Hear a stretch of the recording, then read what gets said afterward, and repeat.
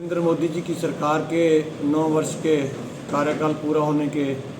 समक्ष हमने press conference का जो आयोजन किया है, प्रदेश की नेतृत्व ने जो आदेश दिए है उसके तहत हमने आज ये कार्यक्रम किया है। इसमें मैं बताना चाहता हूँ कि 2014 से पहले जब यूपीए की सरकार थी तो हर रोज़ घोटाले होते थे, नए नए स्कैम होते थे, अखबारों में मीडिया में नए नए इसका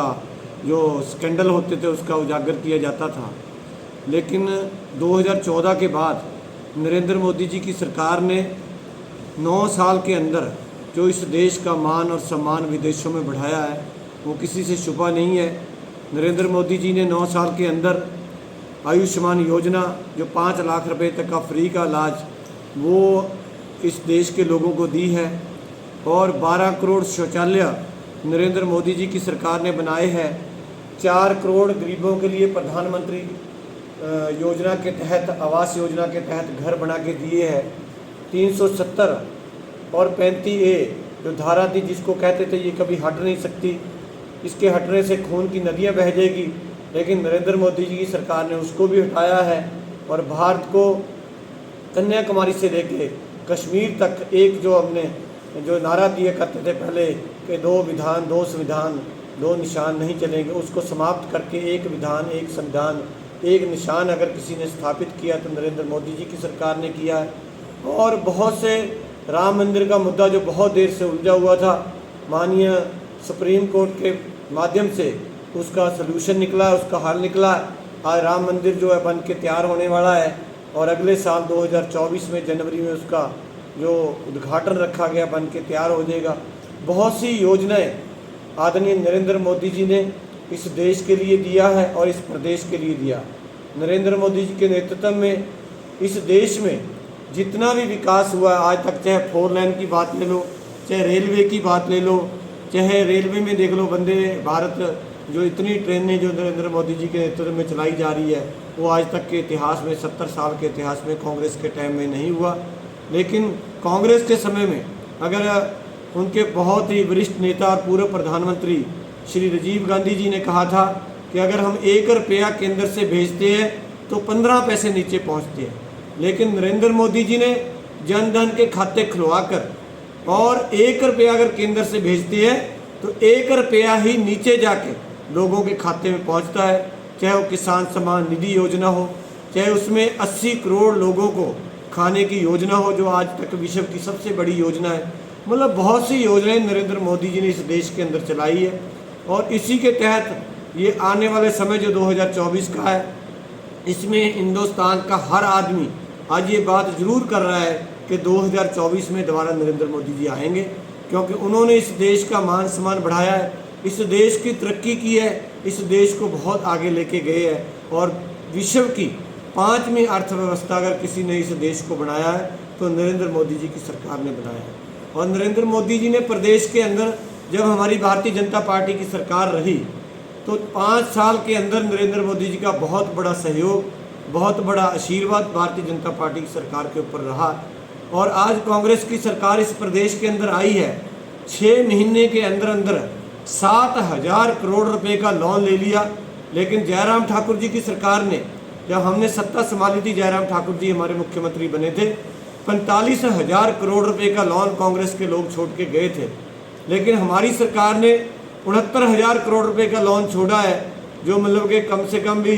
24 करोड़ रुपए के करीब बनता है। लेकिन ये शोर मचा रहे हैं कि जयराम ठाकुर जी की सरकार ने ये किया, लेकिन कांग्रेस के लोगों ने इस प्रदेश के अंदर जब से ये सरकार बनी है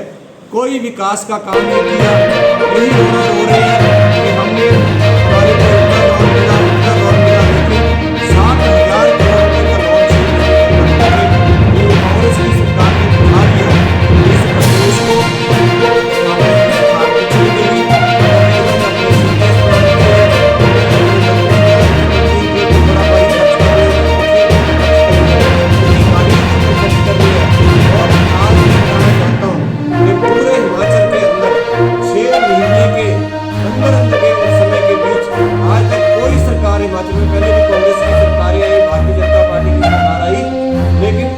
दिवालिया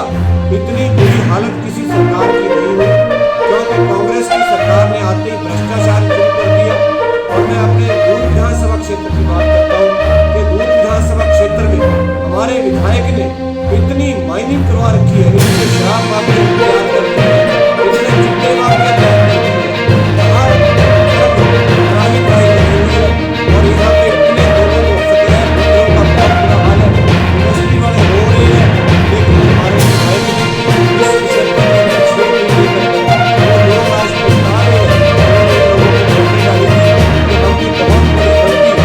इस शख्स को याद कर रही है, क्योंकि भारतीय जनता पार्टी के टाइम में 5 साल के अंदर हमने किसी इंडस्ट्री वाले को तंग नहीं किया, हमने किसी आदमी को तंग नहीं किया, हमने कोई स्क्रैप माफिया को बढ़ावा नहीं दिया, हमने एक रुपए की रिश्वत जैसे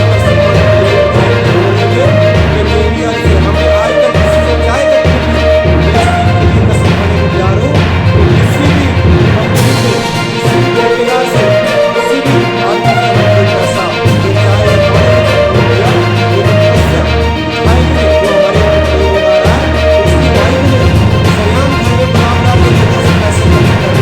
मैं दावे के साथ कह सकता हूँ आज हमारे पास बहुत से स्क्रैप के डीलर हैं जो हमारे को फोन करके बोलते हैं कि पंडित जी आपने तो आपको तो हमने कभी चाय भी नहीं पिलाई, लेकिन उसकी वाइफ हमारे को बुला बुला के प्रताड़ित कर रही है और हमारे से पैसे मांग रही है। और इतना भ्रष्टाचार का बोलबाला आज दून विधानसभा क्षेत्र के अंदर हुआ है, शायद आज तक के इतिहास में कभी ऐसा नहीं हुआ।